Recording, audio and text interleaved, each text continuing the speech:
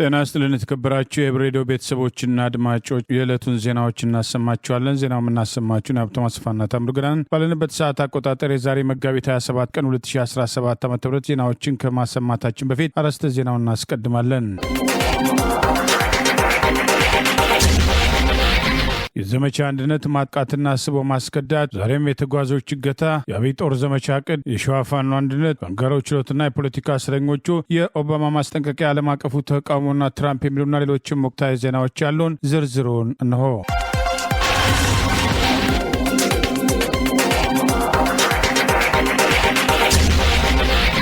የአማራ ፋኖ በጎጃም ዘመቻ አንድነት 18ኛ ቀንን አስታኮ ባወጣው መግለጫ ስቦ ማስከዳቱንም ጠላት ላይ ጥቃት መሰንዘሩንም አጠናክሮ ቀጥሏል። 30 ሚሊሻዎች በህዝባቸው ላይ ጦርነት ያወጀውን አገዛዝ በመቃወም ፋኖን መቀላቀላቸውን ገልጿል። የአማራ ፋኖ በጎጃም በዘመቻ አንድነት 18ኛ ቀን ውሎ ዛሬ መጋቢት 27 ቀን 2017 ባወጣው መግለጫ 30 ሚሊሻዎች ፋኖን በዛሬው ዕለት ከነጥቃቸው የተቀላቀሉ ሲሆን ከስቦ ማስከዳቱ በተጨማሪ በጠላት ላይ የሚወሰደው ወታደራዊ ጥቃት ተጠናክሮ መቀጠሉን አስታውቋል። የአማራ ፋኖ በጎጃም ሁለተኛው ክፍለ ጦር መብረቁ ተፈራ ብርጌድ ስቦ ማስከዳትን ጠላትን መቀጥቀጡን ቀጥሏል ያለው ይህ መግለጫ በዛሬው ዕለት መጋቢት 27 ቀን 2017 ዓ.ም አንድ ጀግና አማራ ወታደር የጁላ ጦር አባል የነበረ ጓደኛውን ጨምሮ 2 ክላሽ ይዞ መብረቁ ተፈራ ብርጌድን መቀላቀሉን አስታውቋል። ተከትሎ የመጣው ኃይል ተቀጥቅጦ ተመልሷል ያለው ይህ መግለጫ በሌላ በኩል ኮይን ውሃ ሞጣ ሬሽን ለመቀባበል የመጣውን የጠላት ጦር አራጤ ላይ ጠብቀው በመቀጥቀጥ በሬሽን ፋንታ አስክሬን ታቅፎ እንዲፈረጥጥ ማድረጋቸውንም አስታውቋል። ሌላ ግንባር የአማራ ፋኖ በጎጃም 5ኛ ክፍለ ጦር ራስ ቢትወደድ መንገሻ ቲም ክፍለ ጦር ዛሬም ማስደመሙን ቀጥሏል ያለው መግለጫ በስቦ ማስከዳት ስልቱ እሁዲት አካባቢ 30 ሚሊሻዎች ሙሉ ትጥቃቸውን ይዘው ወርቅ አባይ ብርጌድን መቀላቀላቸውን አስታውቋል። በሌላ በኩል 9ኛው ክፍለ ጦር አባይ ሻለቃ ብርጌድ የብርጌዱን አንድ ሻለቃ ለማፈን ተጨማሪ ኃይል ከሞጣና ግንድወይን ይዞ ወደ አባይ የተንቀሳቀሰውን ኃይል አሯሩጠው ወደ መርጦ ለማርያም ምሽጉ እንዲፈረጥጥ ማድረጋቸውን የአማራ ፋኖ በጎጃም ባወጣው በዚሁ መግለጫ ላይ ጠቅሷል። በሌላ ዜና የስቦ ማስከዳቱ ተጨማሪ መረጃ የወጣ ሲሆን ሞጣ ላይ ከተመደቡት 37 አዲስ አድማ መከላከል የተባሉት መካከል የጓደኛውን ጨምሮ 2 ክላሽ ይዞ የወጣው ጀግና ልጁ ትጥቁን ፈልጎ አስቀድሞም ወደ አድማ ብተና መግባቱን ትጥቁን ይዞ ወደሚፈልገው ክፍለ ጦር ሂዶ እንዲታገል እንደተፈቀደለትና በዚህ አዲስ የተመደቡ አድማ ብተናዎች ከነጥቃቸው ሲወጡ ትጥቃቸው ሳይነካ ወደሚፈልጉት ክፍለ ጦር ሂደው ከፋኖ ጋር እንደሚታገሉ እንደተፈቀደላቸው የወጣው ተጨማሪ መረጃ ይገልጻል። በሌላ በኩል ስቦ ከማስከዳትና በጠላት ላይ ከሚወሰደው ጥቃት በተጨማሪ የአማራ ፋኖ በጎጃም ደረጃጀቱን ለማጠንከር እየወሰዳቸው ያሉ እርምጃዎችን መቀጠሉን አስታውቋል። በዚህም አንደኛ ክፍለ ጦር የአራቱን ብርጌድ፣ የኮሎኔል ታደሰ ሙሉነ ብርጌድ፣ የሻለቃ አንሙት ያዛቸው ብርጌድ፣ የባህር ዳር ብርጌድ እና የጣናው መብረቅ ብርጌድ አመራሮች እንዲሁም የአማራ ፋኖ በጎጃም ከፍተኛ አመራሮች የሆኑት አርበኛ ተፈሪ ካሳው፣ ፋኖ እሸቱ ጌትነት፣ ፋኖ በለጠ አብርሃም፣ ጠበቃ ቻላቸው ታፍረና 50 አለቃ ይበልጣል መልካሙ በተገኙበት ጥልቅ የሆነ ውይይትና ግምገማ አካሂዶ ለወቅቱና ቀጠና የሚመጡ አመራሮች በአዲስ አደረጃጀት ሪፎርም ይፋ ማድረጉን አስታውቋል። በዚህም ፋኖ መንግስቱ አማራ ክፍለ ጦሩ ሰብሳቢ፣ ፋኖ ሙሉ ሰው የኔ አባት ምክትል ሰብሳቢ የሆኑበትን ጨምሮ በየደረጃው ኃላፊነት የተሰጣቸውን ከመረጃና ደህንነት መምሪያ ኃላፊ በስተቀር የሌሎቹን ስምና ኃላፊነት ጭምር የአማራ ፋኖ በጎጃም ዛሬ መጋቢት 27 ቀን 2017 ባወጣው በዚሁ መግለጫ አስታውቋል። በሌላ በኩል የመብረቁ ተፈራ ብርጌድ በስራ አስፈጻሚ ኮሚቴ አባልነት ሲያገለግሉ የነበሩ አመራሮች ወደ ክፍለ ጦር መዋቅር ለአመራርነት በመመደባቸው እነሱን የሚተካ አመራር መሰየሙና አዳዲስ የተመደቡትንም አመራሮች ማንነት ይፋ አድርገዋል። አገዛዙ በአማራ ህዝብ ላይ የከፈተውን ጦርነት ተከትሎ በቅርቡ ያስመረቃቸውን አድማ ብተናዎች በባንዳነት ለማሰለፍና አማራን እርስ በርስ እያዋጋን እንቀጥላለን የሚለውን ስትራቴጂ ተግባራዊ ለማድረግ የሞከረ ቢሆንም በተለያዩ አቅጣጫዎች ፋኖ ስቦ በማስከዳት በወገናቸው ላይ ጦርነት የከፈተውና ንጹሐንን እየጨፈጨፈ የሚገኘው የአብይ አገዛዝ ወራሪ ሰራዊት ጋር እንደማይሰለፉ እየገለጹ በተለያዩ አቅጣጫዎች ፋኖን የሚቀላቀሉ ቁጥር እየጨመረ የመጣ ሲሆን በቅርቡ በወሎ ግንባር ከ50 በላይ ከነትጥቃቸው ፋኖን መቀላቀላቸው አይዘነጋም። ዛሬ ከአማራ ክልል ዋና ከተማ ከባህር ዳር ወደ አዲስ አበባ ሲጓዝ የነበረ አውቶቡስ በተጓዦች ላይ ጥቃት እንደደረሰበትና በርካታ ሰዎች መታገታቸው ተሰማ። ከባህር ዳር ከተማ ተነስተው በዛሬው ዕለት ወደ አዲስ አበባ ሲጓዙ የነበሩ የአንድ አውቶቡስ ተሳፋሪ መንገደኞች በመንገዳቸው መሃል እንደታገቱ ተሰምቷል። ከአካባቢው የወጡ መረጃዎች እንደገለጹት በኦሮሚያ ክልል ሰሜን ሸዋ ዞን ጎሃጽዮን ከተማ አቅራቢያ ታጣቂዎችም የተኩስ ሩምታ በመክፈት በአውቶቡሱ ላይ መንገደኞች ላይ የተኩስ ርምታ ከከፈቱ በኋላም የተወሰኑ ሰዎችን ሲገድሉም የተረፉትን ደግሞ ይዘዋቸው ወደ ጫካ መሰወራቸው ተሰምቷል። ከእገታው ያመለጡ የተወሰኑ ሰዎች ለአካባቢው ባለስልጣናት እንደተናገሩት የፌዴራል ፖሊስም ደርሶም ከታጣቂዎች ጋር እየተታኮሰ ነው በማለትም አንድ የአካባቢ ምንጭም ለመገናኛ ብዙሃን ተናግረዋል። ድርጊቱ መፈጸሙን የሹፌሮች አንደበት የተባለው ድረገጽ ያረጋገጠ ሲሆን ከገዋጽዮንና ቱሉ መልኪ ማዕከል አንድ አውቶቡስ በሙሉ ሰው ታፍነው መወሰዳቸውንና በተኩስም ጥይት የተሳፋሪ ህይወትም ሳልፍ እንዳልቀረም ተገልጿል። ባለፈው መጋቢት 8 ከሁለት ሳምንት በፊት በፍቼና በገዋጽዮን ከተሞች መካከል 58 ዜጎች መታገታቸው የሚታወስ ሲሆን እነዚህን መንገደኞችን ለመልቀቅ መንግስት ኦነግ ሸኔ ብሎ የሚጠራው የኦሮሞ ነጻነት ሰራዊት አባላት ለአንድ ታጋች እስከ 1.5 ሚሊዮን ብር እየጠየቁ እንደነበረ መዘገቡ ይታወሳል። የነዚህ ታጋች ወገኖች እጣ ፈንታቸው አለመታወቁም በቤተሰቦቻቸውና በማህበረሰቡ ዘንድም ከፍተኛ ስጋት መፍጠሩ ከአካባቢው የወጡ መረጃዎች እየገለጹ ይገኛል። በወሎና በሸዋ ግንባርም ዘመቻ አንድነት ተጠናክሮ ቀጥሏል። ትናንት ምሽት በቆቦ ከተማ በተደረገ ልዩ ኦፕሬሽን ድል መቀዳጀቱን የአማራ ፋኖ በወሎ ቤተ አማራ አስታውቋል። የአማራ ፋኖ በሸዋ ናደው ክፍለ ጦር ታላቅ ጀብዱ መፈጸሙን ገለጸ። በዘመቻ አንድነት የአማራ ፋኖ በወሎ ቤተ አማራ ዛሬ መጋቢት 27 ቀን 2017 ባወጣው መግለጫ ልዩ ዘመቻ ቆቦ ከተማ ላይ ትናንት ምሽት በማካሄድ ታላቅ ድል መጎናጸፉን አስታውቋል። በአርበኛ ተሾመ ፈንቴ የሚመራው የአማራ ፋኖ በወሎ ቤተ አማራ ልዩ ዘመቻ መምሪያ ክንፍ የሆነው አንድ አሃድ ትናንት መጋቢት 26 ቀን 2017 ምሽት ላይ ቆቦ ከተማ ዘልቆ መግባት ጥምር ጦር በሚል የሚሞካሸውን የአብይ አገዛዝ ወራሪና ባንዳዎች የጣመሩበት ኃይል ላይ ከባድ ጥቃት በመፈጸም በርካታ ጠላት በመደምሰስና በማቁሰል እንዲሁም ምክትል አዛዥ ከፍተኛ አመራር ከና አጃቢዎቹ በመደምሰስ ታላቅ ድል መጎናጸፉን አስታውቋል። በአርበኛ አሻግሬ ሙሉ ቦምበኛ የሚመራው የልዩ ዘመቻ አሃድ የአማራ ፋኖ በወሎ ቤተ አማራ አንድነትን ለመስራት ከመርጦ ስምምነት እስከ አምባሰል ድረስ በርካታ ተጋድሎችን እያደረገ የሰነበተ ሲሆን አሁንም ተጋድሎቹን በማጠናከር ቆቦ ከተማ በምሽት መግባት አዳሩን ታላቅ ድል ፈጽሟል ሲል የአማራ ፋኖ በወሎ ቤተ አማራ ባወጣው በዚሁ መግለጫ ጠቅሷል። በቀጣይም ህዝባችንን የንግድ ቦታውን በማሸግና በመዝጋት እንዲሁም በማስገደድ ግብር ለማስገበር እየሰሩ ያሉ የንግድ ገቢዎችና አገልግሎት አመራሮች የሚመለከታቸው ባለሙያዎች ላይ የጠናከረ እርምጃ ይወሰዳል ሲል ያስጠነቀቀው ይኸው መግለጫ ከዚህ ጋር ተያይዞ አዲስ የከተማ ቦታ ምሪት በሚል ሰበብ ዘረፋ ለመፈጸም እየሰሩ ያሉ አካላት ላይ በሁሉም የወሎ ቤተ አማራ ቀጠናዎች የማያዳግም እርምጃ እንደሚወሰድ የመምሪያው ኃላፊ አርበኛ ተሾመ ፈንቴ መግለጹን የአማራ ፋኖ በወሎ ቤተ አማራ በዚሁ መግለጫ አስታውቋል። ይህ በእንዲህ እንዳለ የአማራ ፋኖ በሸዋ በዘመቻ አንድነት ዛሬም የተጠናከረ ውጊያ እያደረገ መሆኑን አስታውቋል። የአማራ ፋኖ በሸዋ ናደው ክፍለ ጦር ታላቅ ጀብዱ መፈጸሙን ጠቅሶ በህዝብ ግንኙነት በኩል ባወጣው በዚሁ መግለጫ የጠላትን ጦር አይቀጡ ቅጣት መቅጣቱን አስታውቋል። አስማረ ዳኜ ፈለግ ተከታይ፣ የአስራት ወልደየስ ፈለግ ተከታይ፣ በትሩ መብረቅ ነው ድካዋ ይታይ በሚል የአማራ ፋኖ በሸዋ ናደው ክፍለ ጦር አናብስቶቹ ዛሬ መጋቢት 27 ቀን 2017 ዓ.ም ያገዛዙ ስልጣን አስጠባቂ ሰራዊት ራሱን መከላከያ ብሎ የሚጠራው ከለሚና ከመራቤቴ ሬሽን እየተቀባበሉ ባሉበት በጀማ ወንዝ ዙሪያ አጥበርብርና ጥቁር ድንጋይ የተባለ አካባቢ ላይ ከናደው ክፍለ ጦር መቅደላ ብርጌድ ከ2 ሻለቃዎች የተውጣጡ ኃይሎች በአርበኛ ፊታውራሪ ባዩ ያለባቸው እየተመሩ የጠላትን ኃይል በብሬንና በስናይፐር በድሽቃ በማጥቃት በጠላት ላይ ሰብአዊና ቁሳዊ ኪሳራ ማድረሳቸው የክፍለ ጦሩ ሚዲያና ኮሚኒኬሽን ባወጣው መግለጫ አስታውቋል። የአስማራ ዳንኤል ፈለግ ተከታይ፣ አስራት ወልደየስ ፈለግ ተከታይ፣ በትሩ መብረቅ ነው ዱካዋ ይታይ በማለት ወታደራዊ እርምጃውን ተከትሎ የጠቀሰው መግለጫ ውጊያው ከጠዋቱ 3 ሰዓት ከ50 እስከ 5 ሰዓት ድረስ የቆየ ተጋድሎ እንደነበርና በዚህ መሃልም በወገን አጥቂነት ተዳከመው አገዛዙ ከፌጥራ ከተማ ተጨማሪ ኃይል ለማስመጣት ሙትና ቁስለኛውን እየለቃቀመ ወደ መጣበት አለም ከተማና ፌጥራ መፈርጠጡን ይኸው መግለጫ አስታውቋል።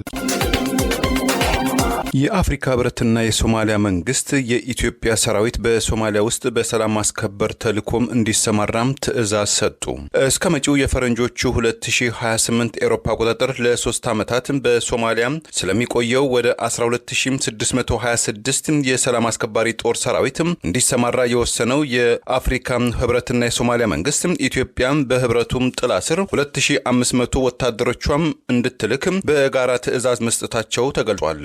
ካለፈው ጥር ወይም የፈረንጆቹ ጃንዋሪ 2025 ጀምሮ ስሌት የተያዘለት የአፍሪካ የሰላም አስከባሪ ጦር በሶማሊያ ኡጋንዳ 4500 ወታደሮቿን በመላክ ቀዳሚ አገር ስትሆን ኢትዮጵያ ትከተላታለች። ከኢትዮጵያ ጋር በታላቁ የህዳሴ ግድብ ግንባታና የውሃ ሙሌት ጋር በተያያዘ በዲፕሎማቲክ ተቃርኖ ውስጥ የምትገኘው ግብጽ ለመጀመሪያ ጊዜ 1100 ወታደሮቿን ወደ ሶማሊያ ትልካለችም ተብሎ ይጠበቃል። ጅቡቲ 1500 ወታደሮቿን ወደ ሶማሊያ የምትልክም ሲሆን ጎረቤት ኬንያ እንዲሁም 1410 የሰላም አስከባሪ ወታደሮቿን ወደ ሶማሊያ በመላክ የጸረ አልሸባብ ዘመቻውን ዳግም ትቀላቀላለችም ተብሏል። ኢትዮጵያ ባለፈው ዓመትም ከሶማሊላንድ ራስ ገዝ ጋር አወዛጋቢ የተባለ የመግባቢያ ሰነድ ስምምነት መፈራረሟን ተከትሎ በኢትዮጵያና በሶማሊያ መቃደሾ መካከል የተካረረ የዲፕሎማሲያዊ ፍጥጫ መከሰቱ ሶማሊያም በመቃደሾ የኢትዮጵያ የቀድሞ አምባሳደር ሙክታር መሐመድ ዋሪን በ72 ሰዓታት መቃደሾን ለቀው እንዲወጡ የሶማሊያ ውጭ ጉዳይ ሚኒስትር መግለጹ፣ በአዲስ አበባ የሚገኙት የሶማሊያው አምባሳደርም ለምክክር ወደ መቃደሾ እንዲመለሱ ጥሪ ማቅረቡ አይዘነጋም። በአዲስ አበባና በመቃደሾ መካከል የተፈጠረውን ውጥረትን የሁለቱም አጋር የሆነችው ቱርክም ጣልቃ በመግባት አዎንታዊ ሚና መጫወቷም ይታወሳል። በሶማሊያ የሰላም አስከባሪም ተልዕኮ በአሁኑ ወቅት የገንዘብ ወይም የፈንድ እጥረትም ሊገጥመው ይችላል ተብሎ የተሰጋ ሲሆን የአውሮፓ ህብረት ቱርክና ቻይና ይህንን እንከንን ለመሸፈን ጥረትም ያደርጋሉም ተብሎ ይጠበቃል።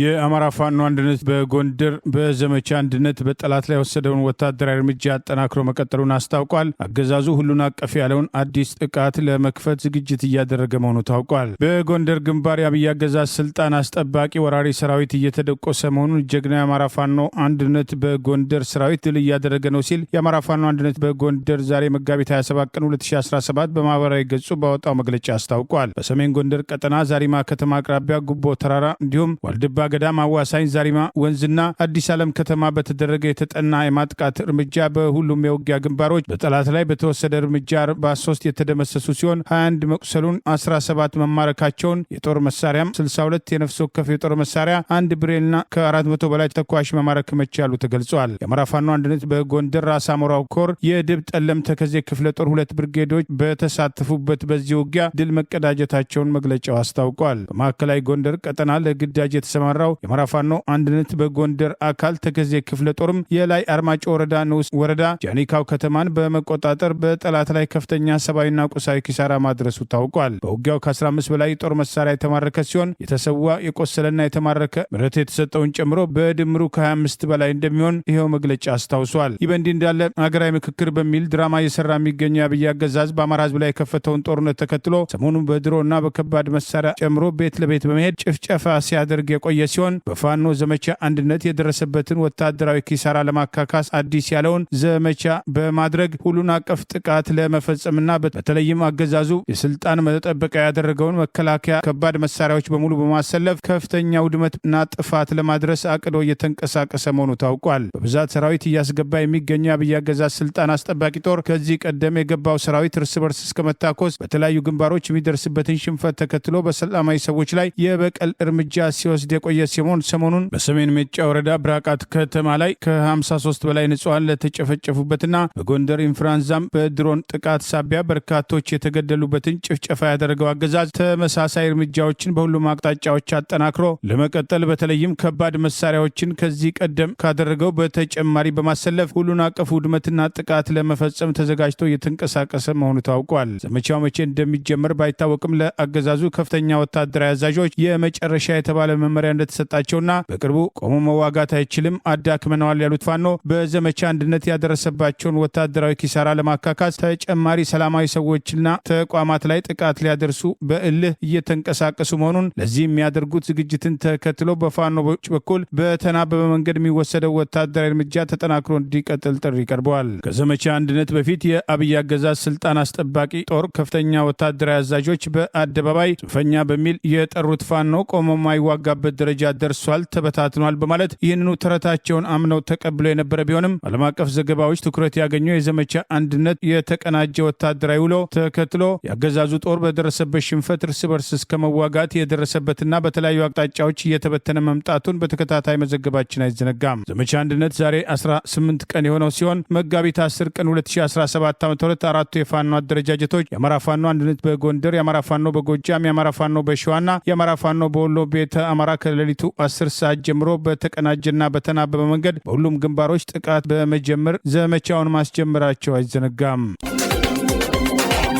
በኦሮሞ ብልጽግና ፓርቲ የበላይነት የሚመራው ብልጽግና ፓርቲ ቁጥጥር ስር ባለ ፓርላማ የተቋቋመውና ያገዛዙ ጉዳይ አስፈጻሚ ነው የተባለው የምክክር ኮሚሽን በአማራ ሕዝብ ላይ የተከፈተውን ጦርነትና በአማራ ማንነታቸው ሳቢያ በስር ላይ የሚገኙት የህሊናና የፖለቲካ እስረኞች ጭምር ተቃውሞ እያቀረቡበት ቢሆንም በጀመረው አጀንዳ አሰባስባለሁ የሚል ሂደት ቀጥሏል። ዛሬ ባህር ዳር ላይ ያደረገው ሂደት ብልጽግና በተላላኪነት ያሰለፈውን የአማራ ብልጽግና ካድሬዎችና በህዝብ ተወካዮች ስም የሰበሰባቸውን አጀንዳ ሰጪ አድርጎ ያቀረበበት እርምጃ መሆኑም የተገለጸ ነው። ከተቋቋመ ከ3 ዓመት በላይ ሆነውና በቅርቡ ለ1 ዓመት የሥራ ጊዜው የተራዘመው የአብይ አህመድ አገዛዝን ጉዳይ ለመፈጸም መቋቋሙን ተከትሎ የአማራ ህዝብ በዚህ አገራዊ ምክክር ኮሚሽን ውክልና እንደማይኖረውና ሂደቱ በ1983 ዓ ም አማራን ካገለለው የሽግግር ሂደት የተቀዳ በተረኞቹ ተመሳሳይ እርምጃ የተወሰደ መሆኑ ተደጋግሞ ሲጠቀስ የቆየ ቢሆንም ዛሬ ቅዳሜ መጋቢት 27 ቀን 2017 በባህር ዳር ከተማ ይኸው ኮሚሽን በይፋ አጀንዳ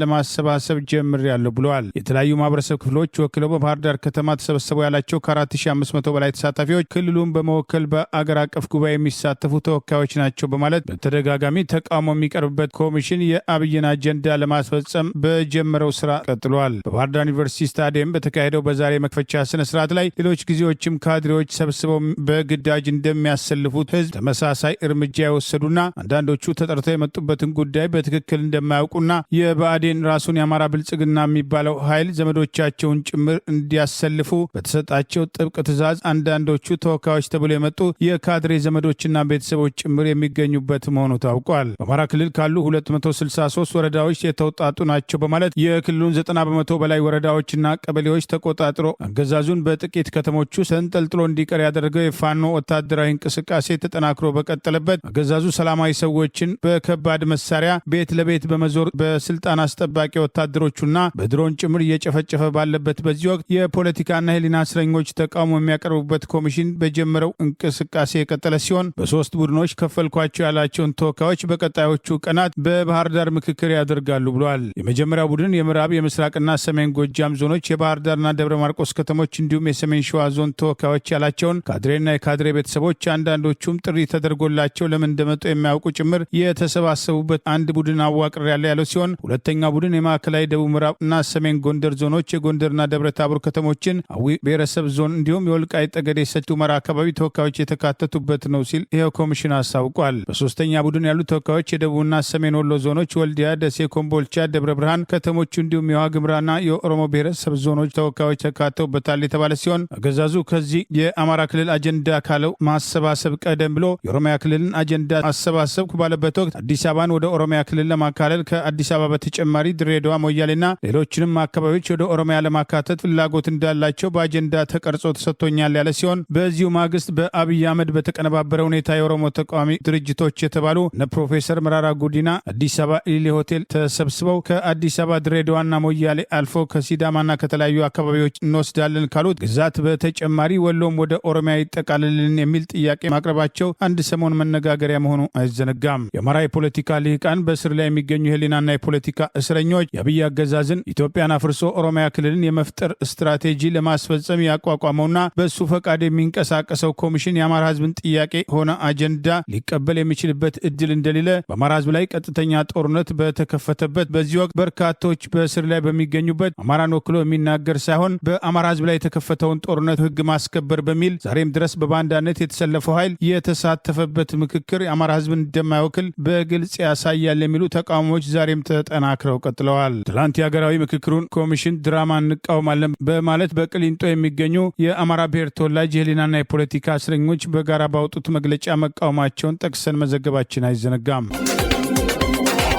የቀድሞው የአሜሪካ ፕሬዝዳንት ባራክ ኦባማ የፕሬዝዳንት ዶናልድ ትራምፕ አስተዳደር እየተከተለ ያለው አዲስ ታሪፍ ፖሊሲም ጸረ ሐሳብን የመግለጽም እርምጃ የፌዴራል መንግስት ሰራተኞችን የማግለል ዘመቻ ስጋትን እንደከተታቸው ገለጹ። በኒውዮርክ ግዛት በሚገኘው ሃሚልተን ኮሌጅ በሳምንቱ ማብቂያ አስተያየትን የሰጡትም ፕሬዝዳንት ባራክ ኦባማ በዩኒቨርሲቲዎች የሚገኙ ተማሪዎችም ሐሳባቸውን በነጻ ለመግለጽ በሚያደርጉት እንቅስቃሴ የፌዴራል መንግስቱ እየወሰደ የሚገኘው ጫናና ወከባ ገልፍ ኦፍ ሜክሲኮን ገልፍ ኦፍ አሜሪካ አንላትም ያሉት የአሶሲኤትድ ፕሬስን የመሳሰሉ ጋዜጠኞች ላይ የሚደርሰው ክልከላና ወከባ እኛ አሜሪካውያን ከተመሰረትንበት መሰረታዊ መብቶችና ጥበቃዎች ጋር የሚጣረስ ነው ብለውታል። ፕሬዚዳንት ኦባማ አስተያየታቸውን ሲቀጥሉ እኔ የፎክስም ቴሌቪዥን የዋይት ሃውስ መግቢያ ፍቃድም ብሰርዝ የሪፐብሊካን ፓርቲ አባላት ምን አይነት ምላሽ እንደሚኖራቸው መገመት አይከብድም። እነዚያ በእኔ ላይ ሊንጫጩ የሚችሉ ወገኖች ዛሬ ግን ዝምታን መምረጣቸው በእጅጉ አሳሳቢ ነው። ጉዳዩም የፓርቲ ድጋፍና የተቃውሞ ሂደትም ሳይሆን እኛ አሜሪካውያን እንደ አገርና እንደ ነጻ ህዝብ የቆምንበትን መርህን የመጣረስ ጉዳይ ነው በማለትም ተቃውሟቸውን አሰምተዋል። ታዳሚዎቻቸውን ከመሳቅም እንዲቆጠቡ የጠየቁት የቀድሞ ፕሬዝዳንት ባራክ ኦባማ ሐሳባቸውን በነጻ የገለጹ ተማሪዎችም ትባረራላችሁ፣ ተቃውሞ የሚያቀርቡ ወገኖችም ከተመጣጣኝ እንክብካቤ ወይም ኦባማ ኬር ትሰረዛላችሁ፣ የኢራን ድርድር ውድቅ ይደረጋል ወዘተ የሚሉ ወገኖችን ቆም ብለን እንመልከታቸውም ሲሉ ጥሪ አቅርበዋል። ፕሬዝዳንት ዶናልድ ትራምፕ አስተዳደር ከወዳጅ አገራት ላይም ሳይቀር የጣለው አዲስ የንግድ ታሪፍም ለአሜሪካ ጎጂ መሆኑን የጠቀሱት ፕሬዝዳንት ባራክ ኦባማ ለተወሰኑ ጊዜያትም ዝምታ ውስጥም ሆነው ነገሮችን በቅርበት መከታተል መምረጣቸውን አስረድተው ፕሬዝዳንት ዶናልድ ትራምፕ ወደ ስልጣን ዳግም ከመጡም 4 ወር ባልሞላቸው ወቅት ውስጥ ተሰርተዋል ያሏቸው መስቀልቅሎችና ውሳኔዎቻቸው እኔ በወስዳቸው ኖሮ የህዝቡ ጩኸትና የዓለም አቀፉ ማህበረሰብ ምላሽ ምን ሊሆን እንደሚችል መገመት አይከብድም ብለዋል። አሜሪካንን ለሁለት ጊዜያት የመሩት የመጀመሪያው ጥቁር አሜሪካዊ ፕሬዝዳንት ባራክ ኦባማ ባለፈው ዓመት የዲሞክራቶች ፓርቲ ብሔራዊ ኮንግረስ ላይ ባሰሙት ንግግር እኔን ከመረጣችሁ ሀብታም ትሆናላችሁ፣ ሰላማችሁ ይበልዛል የሚለው የቀድሞ የእጩ ፕሬዝዳንት ዶናልድ ትራምፕ ድለላ ጊዜው ያለፈበት ፖለቲካ ነው፣ ዛሬ ላይ ቆም ብላችሁ ካላያችሁ ነገ ዋጋ ትከፍላላችሁ የሚል መልእክትና ማስጠንቀቂያ ማስተላለፋቸው አይዘነጋም። በሸዋ ራሳቸውን ችለው ሲንቀሳቀሱ የነበሩ 2 ክፍለ ጦሮችና 1 ብርጌድ ከአማራ ፋኖ በሸዋ ጋር ለመዋሃድ የውህደት አመቻች ኮሚቴ አቋቁመው መንቀሳቀስ መጀመራቸው ተገለጸ። ከአማራ ፋኖ በሸዋ አደረጃጀት ውጪ ራሳቸውን ችለው ሲንቀሳቀሱ የነበሩት የ70 ክፍለ ጦር በፍቃዱ በላይ ክፍለ ጦርና ቀስተንስብ ብርጌድ ጋር ውህደት ለመመስረት እንቅስቃሴ የተጀመረ ሲሆን ለዚህም የአንድነት አመቻች ኮሚቴ በወቅታዊ ጉዳይ ዛሬ መጋቢት 27 ቀን 2017 ዓ.ም መግለጫ አውጥቷል። ከአማራ ፋኖ በሸዋ ጋር ለመዋሃድ የወሰኑት በተለይም ከ70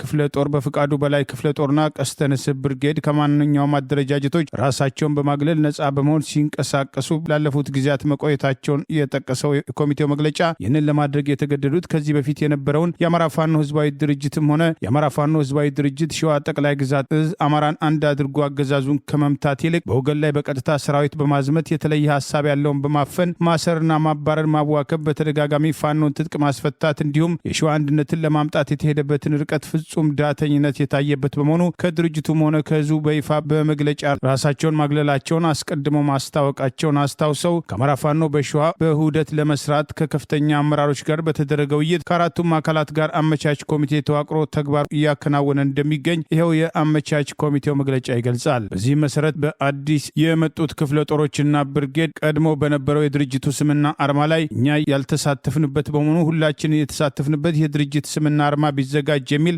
እንደየተሳትፏቸው ሊኖረን ይገባል የሚል ሐሳብ ያቀረቡ ሲሆን በአማራ ፋኖ በሸዋ በኩል በመርህ ደረጃ የድርጅት ስምና አርማ በየጊዜው የሚቀያየር አይሆንም። ነገር ግን ስምና አርማ ከሸዋ አንድነትና ከአማራ ጥያቄዎች ጋር ሲነጻጸር ምንም ስለሆነ የድርጅቱ ስያሜም ሆነ አርማ እንዲቀየርና የሸዋ አንድነት እንዲመጣ በስራ አስፈጻሚው ኮሚቴ በኩል መወሰኑን የውህደት አመቻች ኮሚቴው ባወጣው በዚሁ መግለጫ ጠቅሷል። ከዚህ በፊት የአማራ ፋኖ በሸዋ ይባል የነበረው አዲስ በጋራ በሰየመው ስም እንዲጠራና መለያ አርማው ወይም ሎጎውን በጋራ በአንድነት አመቻች ኮሚቴው ተዘጋጅቶ ጥቅም ላይ እንዲውል በጋራ ውሳኔ ላይ መድረሳቸው ታውቋል። የአመራር ምደባም በተመለከተ በስምምነት ሁሉም ኃይሎች እንደየተሳትፏቸው እንዲደለደል ውሳኔ ላይ የተደረሰ ሲሆን መግለጫው ከተሰጠበት ከዛሬ መጋቢት 27 ቀን 2017 ዓ.ም ጀምሮ ሁሉም ኃይሎች በአንድ ወታደራዊ ዝና ሰንሰለት እንዲመሩ ከስምምነት ላይ መድረሳቸውንም አስታውቋል። በመሆኑም በአጭር ጊዜያት አመቻች ኮሚቴው አዲሱን የድርጅት ስምና አርማና አዲስ የአመራር ስምሪትን ለአማራ ህዝብና ለመላው ደጋፊዎቻችን ይፋ እናደርጋለን በማለት የውህደት አመቻች ኮሚቴው ዛሬ ባወጣው በዚሁ መግለጫ አስታውቋል። ይህ በእንዲህ እንዳለ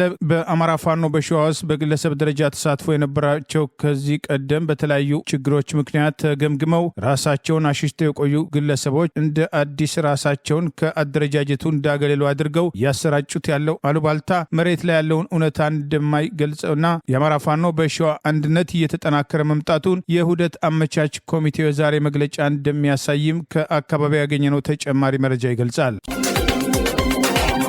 በአማራ ማንነታቸው ሳቢያ በግፍ እስር ላይ የሚገኙ የህሊናና የፖለቲካ እስረኞች መካከል በተለያዩ መዝገቦች ትላንትም ፍርድ ቤት ቀርበው እንደነበር ታውቋል። በተለያዩ መዝገቦች ያገዛዙ የፈጠራ የሽብር ክስ የተመሰረተባቸው የአማራ ተወላጅ የህሊናና የፖለቲካ እስረኞች ትላንት መጋቢት 26 ቀን 2017 በፌዴራል ከፍተኛ ፍርድ ቤት ልደታ ምድብ ችሎት ከቅሊንጦ ማረሚያ ቤት የቀረቡ ሲሆን በቅሊንጦ ማረሚያ ቤት በስር ላይ ከሚገኙት ከ200 በላይ የአማራ ብሔር ተወላጅ እነዚህ እስረኞች መካከል በ6 የተለያዩ ያገዛዙ የፈጠራ የሽብር መዝገቦች የተከሰሱ 13 የሚሆኑ በፌዴራል ከፍተኛ ፍርድ ቤት ጸረ ሽብርና ህገ መንግስታዊ ወንጀል ችሎት በተባለው አገዛዙ የፖለቲካና የህሊና እስረኞችን ጉዳይ በሚያይበት ችሎት ቀርበዋል። የችሎት ሂደቱን የተከታተለው አውሎክሶን አንድነት በላከው በዚሁ ዘገባ አፓርታይድ የሆዲዱ ብልጽግና አገዛዝ ሆን ተብሎ ከ50 በላይ መዝገቦች በአንድ ፍርድ ቤት ብቻ እንዲታዩ በማድረግ በግፍ እስር ላይ የሚገኙ አማራዎች ያለ ፍትህ እንዲጉላሉ እያንገላታቸው ሲሆን ቀጠሮችን በማራዘምና ጉዳዩ እንዲጓተት በማድረግ በተደጋጋሚ ከግፍ የፖለቲካና የህሊና እስረኞች ቅሬታ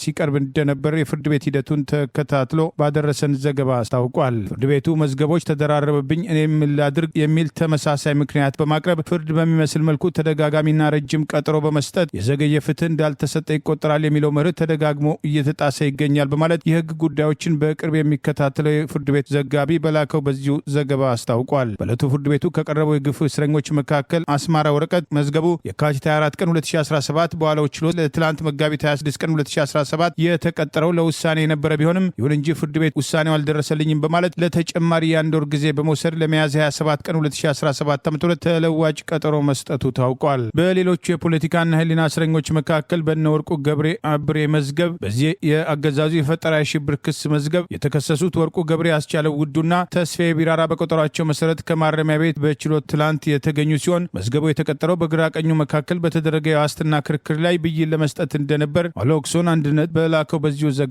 ጠቅሷል። በትላንትናው ችሎት በዚህ መዝገብ በተከሰሱት ላይ ፍርድ ቤቱ የተከሰሱበት አንቀጽ በመርህ ደረጃ ዋስትና የማያስከለክል ባይሆንም በሁኔታዎች ምክንያት የዋስትና መብታቸው ከልክያለው ሲል አስታውቋል። የዋስትና መብትን ስለምን እንደከለከለ ሲያስረዳ ራሱን የአማራ ፋኖ ብሎ ከሚጠራ ቡድን ተልዕኮ በመቀበል አዲስ አበባ በሚገኙ የተለያዩ ፖሊስ ጣቢያዎች ላይ ቦምብ በመወርወር የተለያዩ ጉዳቶች ያደረሱ መሆኑን በክሱ ላይ የተገለጸ ስለሆነ ቀጣይ ቢወጡ የተለመደ የወንጀል ድርጊት ሊፈጽሙ እንደሚችሉ ግምት ስለወሰደ መሆኑን ያልተፈጸመ ድርጊትን በፈጠራ ክስ አካተው ላቀረቡት ድጋፍ በመስጠት የካንጋሮ ችሎት የዋስትና ጥያቄያቸውን ውድቅ አድርገዋል። ፖለቲካ እስረኞቹ በዕለቱ ወንጀሉን አልፈጸምንም፣ ጥፋተኛም አይደለንም በማለት የእምነት ክህደት ቃላቸውን የሰጡ ሲሆን አቃቢ ክሱን ያስረዱልኛል ያላቸውን 10 የሰው ምስክሮች ያሉኝ ያለ ሲሆን ከሰኔ 4 ቀን እስከ ሰኔ 8 ቀን 2017 አቅርቦ እንዲያስመሰክር በማለት ረዘም ያለ ቀጠሮ በመስጠት የተለመደ ማጓተት ውሳኔ መሰጠቱ ታውቋል። በሌላ በኩል በነ ጋዜጠኛ ሀብታሙ መሐመድ መዝገብ የቀረቡ ተመሳሳይ ፖለቲካ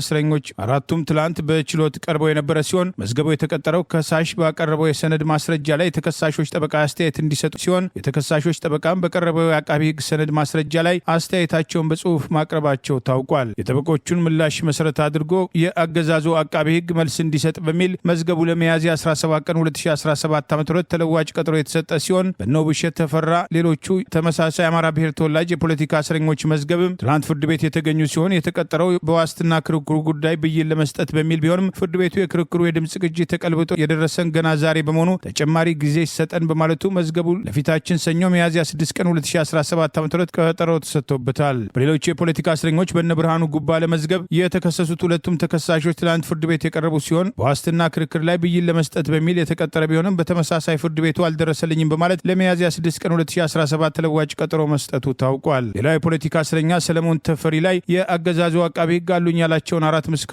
አቅርቦ እንዲያሰማ የነበረ ቢሆንም አቃቢ ሕግ ምስክሮቼ ፖሊስ እየፈለጋቸው ቢሆንም ለዛሬም አላገኘዋቸውም በማለት ተጨማሪ ጊዜ ይፈቀድልኝ ሲል የጠየቀ ሲሆን የካንጋሮ ችሎት ለሰኔ 9 ቀን 2017 በሚል ተለዋጭ ቀጠሮ በመስጠት የተለመደ ማጓተት እርምጃ መፈጸሙ ታውቋል። በረዥም እና ተደጋጋሚ ቀጠሮ ያለ ፍትህ እየተመላለሱ ያሉ ተከሳሾች ፍርድ ቤቱ የዘገየ ፍትህ እንዳልተሰጠ ይቆጠራል ለሚለው መሪ ቃሉ በግልጽ ተገዢ አለመሆኑን በተግባር ያረጋገጠ ስለመሆኑ በተደጋጋሚ መናገራቸውን የችሎት ሂደቱን ተከታትሎ ዘገባዎቹን ያደረሰን ኦሎክሶን አንድነት በላከው በዚሁ ዘገባ ጠቅሷል። የኤርትራ መንግስት ከኢትዮጵያ ጋር በኮንፌዴሬሽን ለመዋሃድ ፍላጎት እንዳለው ለአሜሪካ አስተዳደር አቋሙን ገለጸ ተብሎ ሰሞኑን በማህበራዊ መገናኛ ብዙሃን የተሰራጨው መረጃ ሐሰተኛ ነው ተባለ። ኢትዮጵያ ቼክስም እንደዘገበው የኤርትራ መንግስት በኮንፌዴሬሽን ከኢትዮጵያ ጋር ለመዋሃድ በሚያስችል ሁኔታ ላይ ለመነጋገር ዝግጁ ነው። ይህንንም አቋሙን ለአሜሪካው ፕሬዝዳንት ለዶናልድ ትራምፕ አስተዳደር አረጋግጧል ተብሎ በማህበራዊ ሚዲያ የተሰራጨው በርካታዎች አስተያየት ያንሸራሸሩ በት መረጃ ሐሰተኛ መሆኑን አረጋግጫለሁ ብሏል። ኢትዮጵያም ቼክስ በዚሁ ዙሪያ አደረኩት ባለው ማጣሪያም ኤርትራም ከኢትዮጵያ ጋር በኮንፌዴሬሽን ለመዋሃድ ከኤርትራ መንግስት በኩል ጥያቄም ሆነ ፍላጎትም አልቀረበም፣ በገለልተኛና በሶስተኛ ወገን በዲፕሎማቲክ ምንጮችም አልተረጋገጠም፣ መረጃውም ሐሰተኛ መሆኑን ተረጋግጧል ያለው ዘገባው በኢትዮጵያም ሳተላይት ቴሌቪዥን ኢሳትም ተመስሎ የተከፈተው የማህበራዊ ትስስር ፌስቡክም ገጽም የኢሳትም አለመሆኑን ለማረጋገጥ ችለናል ብሏል። ኢትዮጵያም ቼክስ በስተመጨረሻም ሐሰተኛ የማህበራዊ ትስስር አካውንቶችና ቻናሎችም ለሐሰተኛ መረጃ የሚያጋልጡ በመሆናቸው ጥንቃቄ ማድረግ ይሰመርበትም ሲል ምክረ ሐሳቡንም አጋርቷል። በዶክተር ደብረጽዮን የሚመራው የህወሓት ቡድን ማዕከላዊ ኮሚቴ ስብሰባ እያካሄድኩ ነው ማለቱን ተከትሎ ተቃውሞ እየቀረበበት ነው። ምርጫ ቦርድ በ3 ወራት ውስጥ ከዚህ ቀደም ያደረገውን ጉባኤ በመሰረዝ የሚጠበቅበትን ካላደረገ እስከ መጨረሻ አግዳለሁ ማለቱን በማስታወስ ተቃዋሚዎቹ ወቀሳ አቅርበዋል። በትግራይ ያለው የስልጣን ሽኩቻን ተከትሎ በነ ዶክተር ደብረጽዮን ገብረ ሚካኤል የሚመራውና ወታደራዊ ኃይሉ በቁጥጥሩ ስር ያለው የህወሓት ቡድን በትግራይ ኃይሉን እያጠናከረ መሄዱ የተገለጸ ሲሆን ከትግራይ ሸሽቶ ሄደ የተባለው ጌታቸው ረዳ ጨምሮ ከሱ ጋር የተሰለፉ ኃይሎች ከህወሓት በጉባኤ ከዚህ ቀደም የተባረሩ ሲሆን የህወሓት ማዕከላዊ ኮሚቴ መደበኛ ስብሰባ እያካሄደ መሆኑን ዛሬ መግለጹን ተከትሎ የጌታቸው ረዳ ቡድን ደጋፊዎችና ራሱን የትግራይ ብልጽግና ብሎ የሚጠራው የአብይ አገዛዝ ጉዳይ አስፈጻሚ ሌላኛው ቡድን ተቃውሟቸውን በማህበራዊ ሚዲያ እያሰሙ ይገኛል። በነ ዶክተር ደብረጽዮን የሚመራውና የኃይል የበላይነት በትግራይ ያለው የህወሓት ቡድን ማዕከላዊ ኮሚቴ ባለፉት 6 ወራት አፈጻጸም በመገምገም ቀጣይ አቅጣጫዎችን ያስቀምጣል ተብሎ ይጠበቃል በማለት በማህበራዊ ገጹ አጠር ያለ ማስታወሻ ማውጣቱን ተከትሎ ከዚህ ቀደም እነ ጌታቸው ረዳ የተባረሩበትን ህወሓት ያካሄደውን 14ኛ ድርጅታዊ ጉባኤ ተከትሎ የሰጣቸውን ውሳኔ ባለመቀበል ጉባኤውን አልቀበልም ያለው ምርጫ ቦርድ በየካቲት ወር ህወሓት በ3 ወራት ውስጥ የሚጠበቅበትን ካላደረገ ሙሉ ለሙሉ እንደሚሰርዘው ማስጠንቀቁን በማስታወስ የጌታቸው ረዳና የትግራይ ብልጽግና የሚባለው በግልጽ ደጋፊነት የሚታወቁ ግለሰቦች በማህበራዊ ሚዲያ ምርጫ ቦርድ ያገደው ህወሓት ማዕከላዊ ኮሚቴ ስብሰባ እያካሄደ ነው በሚል ወቀሳ ሲያቀርቡ ተስተውለዋል። ትናንት በኢትዮጵያ አሜሪካ አምባሳደር ኤርቪን ማሲንጋ ጋር በጌታቸው ረዳ ይመራ በነበረው የትግራይ ጊዜያዊ አስተዳደር ስር የተዋቀረውና የክልሉ ጊዜያዊ ምክር ቤት ልኡካን የተባሉት ከአምባሳደሩ ጋር መወያየታቸውን ጠቅሰን የዘገብን ሲሆን በክልሉ ጊዜያዊ ምክር ቤት አፈ ጉባኤ ሞገስ ታፈረና ምክትሉ ዶክተር ደረጀ መዝገበ የተመራው ልኡክ ከአምባሳደር ኤርቪን ማሲንጋ በተጨማሪ ከሌሎች ከአውሮፓና ከአፍሪካ ህብረት ተወካዮች ጋር እንደሚወያይም ታውቋል። ጌታቸው ረዳን አቋም ይደግፋሉ የተባሉት የልኡካን ቡድን አባላት በትግራይ ወቅታዊ ሁኔታ በጊዜያዊ አስተዳደሩ ቁመናና በፕሪቶሪያ የሰላም ስምምነት አፈጻጸም ጉዳይ ከአምባሳደር ኤርቪን ማሲንጋ ጋር መምከራቸው የተገለጸ ሲሆን የህወሓት መሪዎች የስልጣን ሽኩቻ ተከትሎ አምባሳደሩን ጨምሮ የተለያዩ የአሜሪካ ዲፕሎማቶች ጨምሮ የአውሮፓ ሀገራት የተለያዩ አምባሳደሮችና ተወካዮች ወደ መቀሌ ሲመላለሱ እንደነበረ አይዘነጋም። የአሜሪካ አስተዳደር በኢትዮጵያ በአማራ ህዝብ ላይ የተከፈተውን ጦርነት ተከትሎ እየደረሱ ያሉ ጉዳቶችን አይቶ እንዳላየ በመሆን በተደጋጋሚ የሚወቀስ ሲሆን ቀደም ሲል ለህወሓት እንቅስቃሴ ሰፊ ትኩረት ሰጥቷል ተብሎ የሚወቀሰው የፕሬዝዳንት ጆ ባይደን አስተዳደር ተመሳሳይ አቋም ሲወስድ የነበረ ሲሆን በቅርቡ የፕሬዝዳንት ትራምፕ አስተዳደር በውጭ ጉዳይ በኩል በትግራይ ያለው ሁኔታ እንደሚያሳስበውና ጦርነት የማስነሳት ፍላጎት አላቸው ያላቸውን በዶክተር ደብረጽዮን ገብረ ሚካኤል የሚመራውን የህወሓት ቡድን በስም ያልጠቀሳቸው አመራሮችን ማዕቀብ እንደሚጥል ማስጠንቀቁን የጠቀሱ ዘገባዎች መውጣታቸውን መዘገባችን ይታወሳል። የህወሓት አመራሮች ሁለት ጎራ በመከፈል አንዱን ተጠያቂ በማድረግ በተፈናቃይ ስም የፖለቲካ አጀንዳ ለማስፈጸም ይንቀሳቀሱ እንደነበር በቅርቡ ጌታቸው ረዳ ከትግራይ ሸሽቶ አዲስ አበባ ውስጥ ሰጠ የተባለውን መግለጫ ተከትሎ አስተያየቱን የሰጠ ሲሆን የትግራይ ፖለቲካ ሊቃንና የህወሓት አመራሮች የትግራይ ወጣቶችን ዳግም በተፈናቃይ ስም ለማስጨረስ የሚያደርጉት ወታደራዊ እንቅስቃሴ እንደማያዋጣና ወልቃይትና ራያን በጉልበት ዳግም ለመጠቅለል መሞከር ተጨማሪ ዋጋ እንደሚያስከፍላቸው በተደጋጋሚ ሲጠቀስ የቆየ ሲሆን ለህወሓቱ መሪ ዶክተር ደብረጽዮን ገብረ ሚካኤል አብይ ከፋኖና ከኤርትራ መንግስት ጋር የሚተባበሩ ከሆነ ሰሜኑን ጋዛ አድርጋለሁ ብሎ ማስጠንቀቁን ተከትሎ የአማራም ሆነ የትግራይ ህዝብ ዘላቂ ጥቅም ላይ አተኩሮ በህልውና ጉዳይ ሊሰራ ይገባል የሚሉ ጥሪዎች ሲነሱ መቆየታቸው አይዘነጋም። ዋና ዋና የአውሮፓ ከተሞችን ጨምሮ በተለያዩ የአሜሪካ ግዛቶች ዛሬ ታላቅ የጸረ ፕሬዚዳንት ዶናልድ ትራምፕ አስተዳደር ተቃውሞ ሰልፍም ተካሄዱ። የዶናልድ ትራምፕ አስተዳደርና ቱጃሩ ኤለን መስክ እጃችሁን አንሱ ሲሉም ተቃዋሚዎችም ጥሪ አቀረቡ። ከምዕራብ አውሮፓም ሎንዶን፣ እንግሊዝ፣ ፈረንሳይ፣ ፓሪስ፣ ብራስልስ፣ ቤልጅየም፣ በርሊን፣ ጀርመን፣ ሊዝበን፣ ፖርቹጋል የዘለቁ በ50 የአሜሪካ ግዛቶችም ከተሞች ውስጥ ዛሬ የተካሄደ የሰላማዊ ተቃውሞ ሰልፍም የተካሄደም ሲሆን የፕሬዚዳንት ዶናልድ ትራምፕ አስተዳደር እየተከተለ ነው ያሉትን አዲስ የታሪፍ ጭማሪ፣ ስደተኞችን በገፍ ከአሜሪካ ምድር የማባረር፣ የቱጃሩ ኤለን መስክ የህገ መንግስታዊ ስልጣንና የፕሬዚዳንት ዶናልድ ትራምፕ አምባገነን አስተዳደርነት እያመራ ነው በማለትም ተቃውሟቸውን ገልጸዋል። ፕሬዚዳንት ዶናልድ ትራምፕ አሸናፊነታቸውን ካረጋገጡባቸው ወሳኝ ግዛቶች መካከል ወይም በእንግሊዝኛው ባትልፊልድ ስቴት አንዱ በሆነው በሰሜን ካሮላይና ዋና ከንቲባ ጽህፈት ቤትም ጨምሮ በኒውዮርክ፣ በቦስተን፣ በፊላዴልፊያ፣ በሎስ አንጀለስ፣ በቺካጎ፣ በሚኒሶታ፣ በዋሽንግተን ዲሲ የመሳሰሉት የአሜሪካ ከተሞች የተሰባሰቡ ሰልፈኞች ፕሬዚዳንት ዶናልድ ትራምፕ አስተዳደራቸውና አማካሪያቸው ኤለን መስክ እጃችሁን አንሱ ሃንድ ኦፍ የሚል የጋራ መፈክር ያዘለ የተቃውሞ ሰልፍም አካሂደዋል። የዲሞክራቲክ ፓርቲ አቀንቃኞች እንዳሰናዱትም የተገለጸው በ10 ሺዎች የተቆጠሩ የተቃውሞ ሰልፈኞችን ያሳተፈው ሰልፍ ፕሬዚዳንት ዶናልድ ትራምፕና የቴክኖ ቱጃሩ ኤለን መስክ የአሜሪካንን የጤና ዋስትና፣ የመረጃ ቋት ዳታ፣ ስራዎችንና የመሳሰሉትን ጥቅማ ጥቅሞች ለእነርሱ ጥቅም እያዋሉ ይገኛሉ። ይህ ቀውስን ለማስቆም የዓለም ህዝብ በጋራ ከጎናችን የመቆሚያው ጊዜ አሁን ነው ሲሉ ባወጡት መግለጫም አስታውቀዋል። የአሜሪካው ነጩ ቤተ መንግስት ረዳት ቃል አቀባይ ሊዛ ሃስተን በበኩላቸው በኢሜይል በሰጡት ምላሽ ፕሬዚዳንት ዶናልድ ትራምፕ አስተዳደር አቋሙ ግልጽ ነው፣ የሶሻል ሴኩሪቲ፣ የሜዲኬር እና የሜዲካኤድ እንዲከበሩ ሁልጊዜም ይታገላልም ብለዋል። ቱጃሩ ኤለን መስክ በበኩላቸው በማህበራዊ ትስስር ትዊተር ገጻቸው ባስተላለፉት አጭር መልእክት ዲሞክራት ቢሊዮነሮችም የሚደግፉት የአመፃና የንብረት የማውደም ተቃውሞ ኃላፊነቱን ሊወስዱ ይገባልም ብለዋል። ፕሬዚዳንት ዶናልድ ትራምፕ በተከተሉትም አዲስ የታሪፍ ፖሊሲ አይን ላጠፋ አይን ጥርስ ላወለቀ ጥርስ የሚለውን ፖሊሲን የምትከተለው ቻይናን ጨምሮ በርካታ አገራትም አጸፋዊ ምላሽም እየሰጡ መሆናቸው ተመልክቷል። ለዛሬ ያሉን ዜናዎች እነዚህ ናቸው። ዜናውን ስታደምጡ ለቆያችሁ የህብር ሬዲዮ ቤተሰቦችና አድማጮች ምስጋናችን ድረሳችሁ። የህብር ሬዲዮ ኦፊሻል ዩቲዩብ ቻናላችንን ሰብስክራይብ ያላደረጋችሁ ሰብስክራይብ በማድረግ በተጨማሪም የደውል ምልክቱን በመጫን የህብር ሬዲዮ ቤተሰብ እንድትቀላቀሉ በአክብሮት እንጋብዛለን። እንደወትሮ ሁሉ የህብር ሬዲዮ ቤተሰቦች ፕሮግራሞቻችንን ላይክ በማድረግ ሼር በማድረግ አስተያየቶቻችሁን በመስጠት አብሮነታችሁን እንድትገልጹ በአክብሮት እንጠይቃለን። በድጋሚ እናመሰግናለን። ጤና ይስጥልን። ቸር እንቆይ።